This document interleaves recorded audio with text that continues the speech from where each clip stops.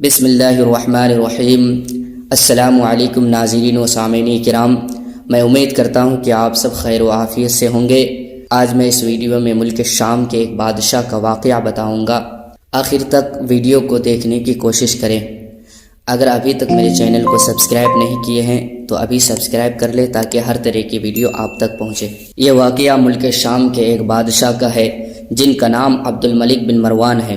جب ملک شام میں طاعون کی بیماری سے لوگ پریشان تھے، سب اپنی جان بچانے کے لیے محفوظ جگہ تلاش کر رہے تھے اور اپنے گھر و بار کو چھوڑ کر دوسری جگہ منتقل ہو رہے تھے۔ اسی طرح بنو امیہ کا بادشاہ عبد الملک بن مروان بھی اپنی جان بچانے کے لیے ادھر ادھر بھاگنے لگے اور اپنی جان بچانے کے لیے گھوڑے پر سوار ہو کر اپنے شہر سے بھاگ نکلا۔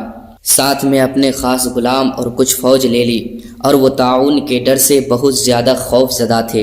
اس قدر خوف زدہ تھے کہ زمین پر پاؤں نہیں رکھتا تھا بلکہ گھوڑے کی پشت پر ہی سوتا تھا۔ دوران سفر ایک رات اس کو نیند نہیں آئی تو اس نے اپنے غلام سے کہا کہ نیند نہیں آ رہی ہے، تم مجھے کوئی ایک قصہ سنا۔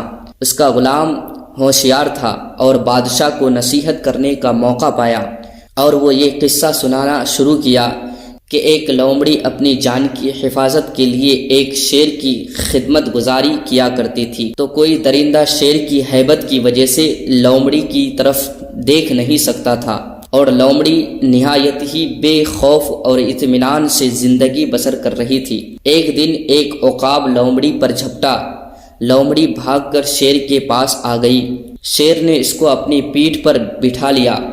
عقاب دوبارہ جھپٹا، لومڑی کو شیر کے پیٹھ پر سے اپنی چنگل میں دبا کر اڑ گیا۔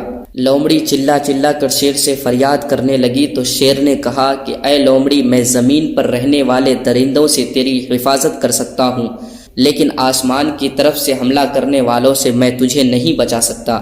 یہ قصہ سن کر بادشاہ کو بڑی عبرت حاصل ہوا اور اس کو سمجھ میں آ گیا کہ میری فوج ان دشمنوں سے میری حفاظت تو کر سکتی ہے جو زمین پر رہتے ہیں، مگر جو بلائے اور وبائے آسمان سے مجھ پر حملہ آور ہو، ان سے مجھ کو نہ میری بادشاہی بچا سکتی ہے، نہ میرا خزانہ اور نہ میرا لشکر میری حفاظت کر سکتا ہے۔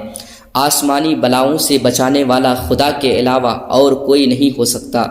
یہ سوچ کر عبد الملک بادشاہ کے دل میں طاعون کا خوف جاتا رہا اور وہ رضائے الہی پر راضی رہ کر سکون و اطمینان کے ساتھ اپنے شاہی محل میں رہنے لگے۔